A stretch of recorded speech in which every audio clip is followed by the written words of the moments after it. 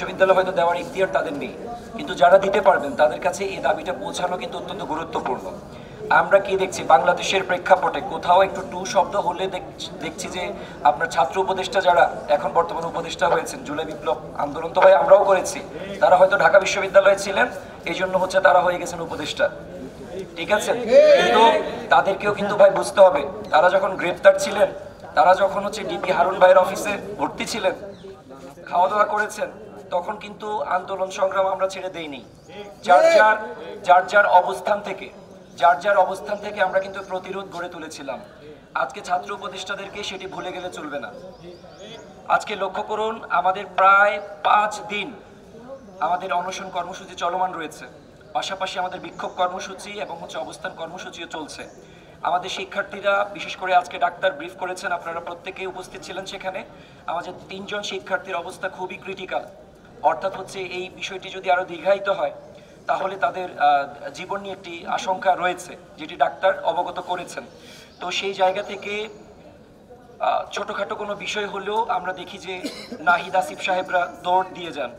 আজকে আপনারা বৈষম্য বিরোধী বাংলাদেশ গড়ার স্বপ্ন দেখেন, বৈষম্য বিরোধী বাংলাদেশ গড়ার বড় বড় সবক দেন মিডিয়ার সামনে, অথচ আশ্চর্যের বিষয় হচ্ছে আজকে 5ম দিনের মতো আমাদের অনশন কর্মসূচি চলমান রয়েছে। উপদেষ্টাদের, বিশেষ করে শিক্ষার্থী হিসেবে যারা উপদেষ্টা পরিষদে জায়গা পেয়েছেন, তাদের প্রতি আমাদের দৃষ্টিটি আরো বেশি দিতে চাই এবং হচ্ছে তাদেরকে দৃষ্টি আকর্ষণ করতে চাই। তারা একবারের জন্য হলেও তারা কিন্তু এখানে আসতে পারেননি, তারা আসেননি। বিশ্ববিদ্যালয় হবে কি হবে না এটি কিন্তু ভাই রাষ্ট্রীয় সিদ্ধান্ত, কিন্তু যেহেতু একটি দাবি আমরা জানিয়েছি, এই দাবির যৌক্তিকতার আলোকে যদি সেটি প্রত্যাখ্যানও করা হয়, যুক্তির খাতিরে ধরে নিচ্ছে, যদি প্রত্যাখ্যানও করা হয়, তার কিন্তু একটি ফর্মাল ওয়ে আছে, কিন্তু তারা সেটি কোনোভাবেই ফলো করেনি। আমরা বারবার কিন্তু হচ্ছে শান্তিপূর্ণ আন্দোলন সংগ্রাম করেছি। গতকালকেও কিন্তু আমাদের যে ব্লকেট কর্মসূচি ছিল, আমরা কিন্তু জনদুর্ভোগের কথা বিবেচনা করে সেটি সীমিত করে মাত্র 1 ঘন্টা কর্মসূচি পালন করেছি গুলশানেকে। এবং একই সাথে গতকালকে আমাদের পূর্ব ঘোষিত একটি কর্মসূচি ছিল আজকে, রেলপথ অবরোধের কর্মসূচি। তাও আমরা হচ্ছে শিক্ষার্থীরা মানবিকতার জায়গা থেকে মুসল্লিদের কষ্ট হবে এই বিবেচনায়, জনদুর্ভোগের কথা বিবেচনায় আমরা কিন্তু সেই কর্মসূচি শিথিল করেছি। তাহলে ভাই আমরা যদি মানবিকতা প্রদর্শন করতে পারি, আপনারা ভাই কি এমন হয়ে গেলেন, আপনাদের মানবিকতা এতটাই কি প্রশ্নবিদ্ধ হয়ে গেছে, অর্থাৎ বাধ্য হয়ে বলতে হচ্ছে, তাহলে ভাই স্বৈরাচার শেখ হাসিনার সাথে আপনাদের মানবিকতার জায়গায় যদি তুলনা করতে চাই, তাহলে তুলনামূলক পার্থক্যটা কোথায়? কাজেই এই পরিস্থিতি দীর্ঘায়িত হোক আমরা চাই না, দ্রুত উপদেষ্টারা এখানে আসুক, শিক্ষার্থীদেরকে যে ফর্মাল ওয়েতে, যেভাবে প্রয়োজন, যেভাবে কনভিন্স করা যায় সেই ওয়েতে তাদেরকে বোঝানো হোক। আমরা রাজপথ ছাড়তে চাই, রাজপথে আমরা থাকতে চাই না। কাজেই যদি প্রশাসন আমাদেরকে রাজপথে ঠেলে দেয়, আমাদেরকে যদি বাধ্য করে, তাহলে কিন্তু আমাদের কোনো গতান্তর থাকবে না।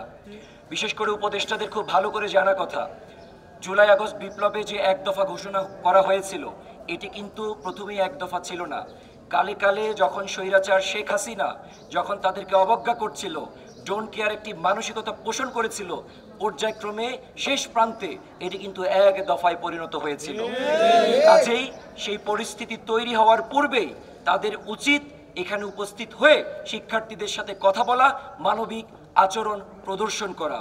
না হলে অতীত স্বৈরাচারের সাথে তাদের কোনো পার্থক্য আছে বা থাকবে বলে আমরা সেটি কখনোই মনে করি না।